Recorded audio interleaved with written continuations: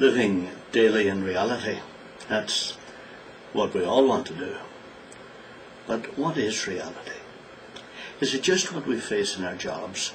Getting enough money to keep us working so that we can have children, so that they can grow up like us, to get jobs, so that they can repeat the whole thing all over again until we all cease to exist?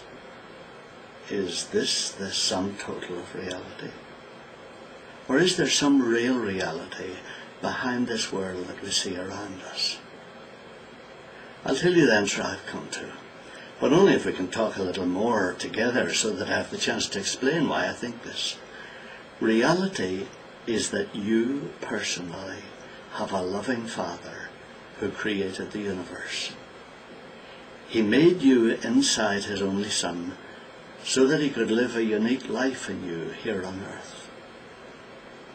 That's reality. Why do I say that? Because about 2,000 years ago, there lived a man who was actually that son of the Creator of the universe. How do we know he lived on earth? Well, the British Museum in London has the details of his life in 2 old manuscripts written just about 300 years after he lived in Palestine. And there are over 4,000 other Greek manuscripts that have the same details. Some of them are dated only 70 years after he died. But besides these, many of the people who knew him wrote and talked about him in their books and letters. And the actual garden in Jerusalem, where he prayed his last prayers before he died, still exists in the very place it was described almost 2,000 years ago. So even though religious people have tried to turn this man into a mystical fairy tale figure, the facts of his life and history are clearer and more certain than those of any other man of that time. Reality is that he existed with the Creator before the world was made, and that was when your existence was planned. And now remember, I asked you to think with me a little longer so that you can see I'm not some kind of crazy fanatic. So why do I say all this? First, because he himself, the Son of our Creator, actually lived here on earth in the 1st century of our era.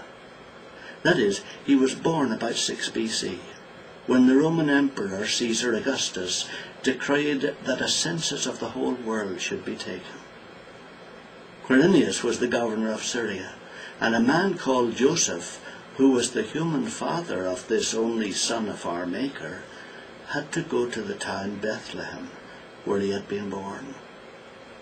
These facts are all recorded in government records and accepted as history by dozens of contemporary writers, many of whom are not themselves religious people. 50 years later, when many people were still alive who had been in Bethlehem at that time, the account of this Joseph and his miraculous son was circulating in written form throughout the 1st century world. So the history of this unique human being's life is inextricably intertwined with the local and national, political and public figures of the Mediterranean world of the 1st century.